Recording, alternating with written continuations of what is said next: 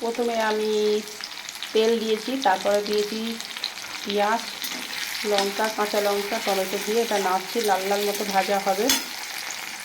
এখানে সিলে বাটা আদা, রসুন, জিরে সব রকম বাটা আছে, এটা আমি দেবো। এতে আমি হলুদ আর লঙ্কা গুঁড়ো দিয়ে দিয়েছি, আর ওই যে জিরে টুটির সঙ্গে আদা রসুন বাটা ছিল সব দেওয়া হয়ে গেছে। মশলা দিয়ে এবার নাড়ছি, এবার তেলটা যখন ছেড়ে যাবে তখন ওগুলো দিয়ে দেবো। এটা কি রান্না করছি বলো তো?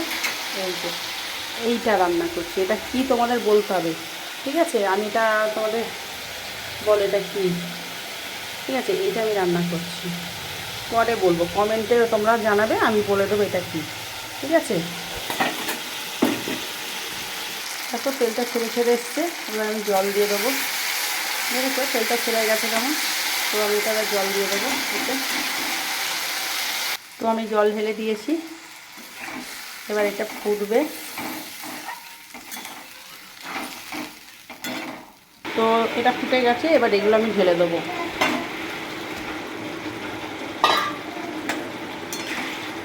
দেখো এই ঢেলে দিলাম, একটু ফুটিয়ে একটু গরম মশলা দিয়ে নামিয়ে নেবো। চাপা দিয়ে দেবো এখন। তো আমার গরম মশলা দেওয়া গেছে, এবার আমার পুরো রেডি, এবার নামাবো। আমার রেডি। কেমন হয়েছে বলো?